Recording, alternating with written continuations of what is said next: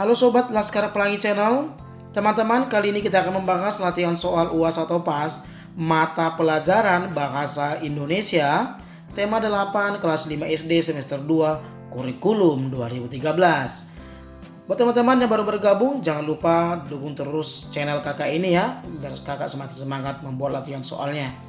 Oke teman-teman, kita lanjut saja pembahasannya.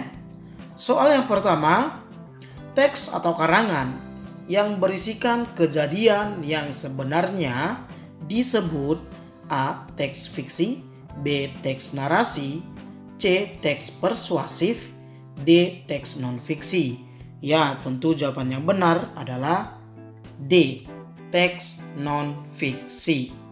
Kemudian teman-teman, soal yang kedua, berikut ini yang merupakan ciri teks non-fiksi adalah A. Cerita fiktif, B. Tidak nyata, C. Berdasarkan imajinasi, D. Berdasarkan kenyataan.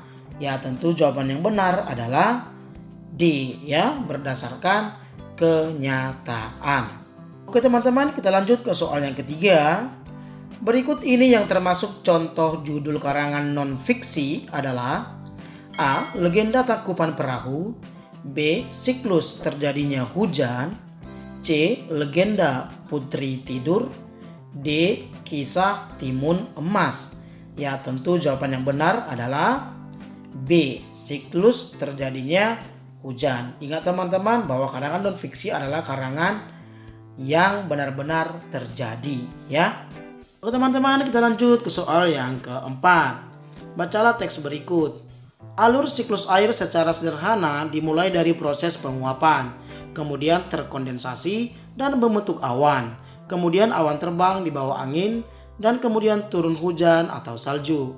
Air hujan sebagian diserap oleh tanah dan bahkan terus meresap hingga kedalaman tertentu dan mencapai air tanah. Sebagiannya lagi terus mengalir melalui permukaan tanah, sungai, alur hingga kembali ke laut.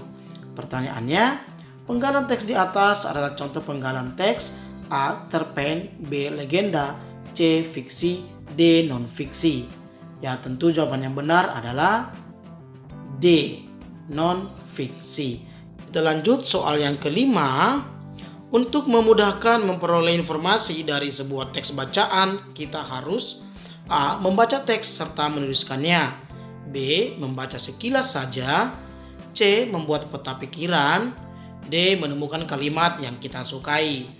Ya, tentu jawaban yang benar adalah C, ya, membuat peta pikiran. Oke teman-teman, kita lanjut ke soal yang keenam. Suatu cara memperoleh informasi dengan menuliskannya pada diagram disebut A. Ide pokok, B. Peta pikiran, C. Gagasan penjelas, D. Diagram ide. Tentu jawaban yang benar adalah ya B. Peta pikiran ya. Jadi peta pikiran adalah suatu cara memperoleh informasi dengan menuliskannya pada diagram tertentu ya. Oke teman-teman, kita lanjut ke soal yang ketujuh. Karya sastra yang bersifat imajinasi atau khayalan dari penulis disebut teks A. Non-fiksi, B. Legenda, C. Cerpen, D. Fiksi. Ya, tentu jawaban yang benar adalah D, ya, disebut teks fiksi. Teks fiksi inilah teks yang bersifat imajinasi atau khayalan dari seorang penulis. Kemudian teman-teman, soal yang ke-8. Karya sastra fiksi dibuat berdasarkan A. Peristiwa nyata, B. Imajinasi penulis, C. Pengalaman penulis, D. Pengalaman orang lain. Ya, tentu jawaban yang benar adalah B, ya, imajinasi penulis itu sendiri. Oke teman-teman, kita lanjut ke soal yang ke-9. Karya sastra non-fiksi dibuat berdasarkan A. Peristiwa nyata, B. Imajinasi penulis, C. Khayalan penulis, D. Rekaan penulis. Ya, tentu jawaban yang benar adalah A, ya, peristiwa nyata. Kemudian soal yang ke-10. Salah satu contoh manfaat air bagi tumbuhan adalah A. Untuk mengairi sawah, B. Memperlambat pertumbuhan, C. Sebagai proses fotosintesis, D sebagai pembersih tumbuhan. Tentu jawaban yang benar adalah C ya, sebagai proses fotosintesis. Kemudian teman-teman soal yang ke-11. Hari Air Sedunia diperingati setiap tanggal A. 21 April, B. 2 Mei, C. 1 Juni, D. 22 Maret.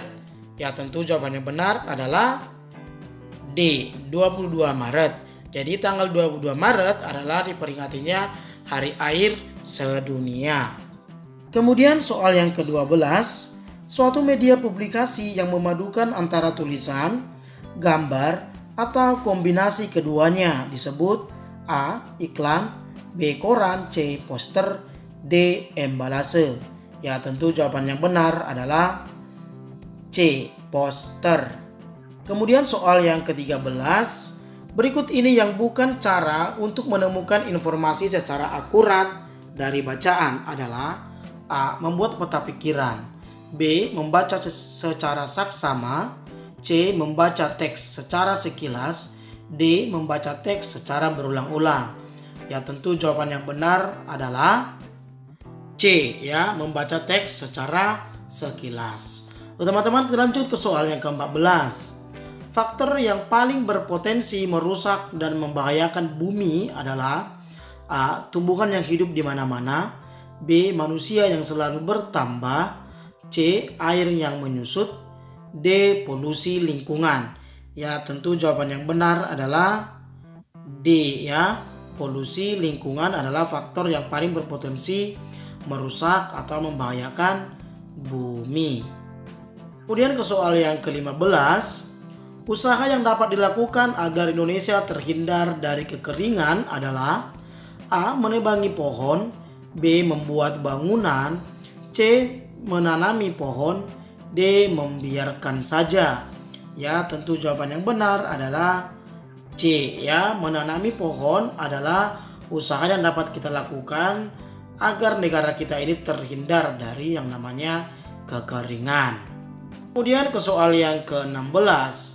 Gambar yang menunjukkan kegiatan orang-orang atau binatang-binatang dalam suatu peristiwa disebut A. Poster, B. Cerpen, C. Novel, D. Gambar cerita.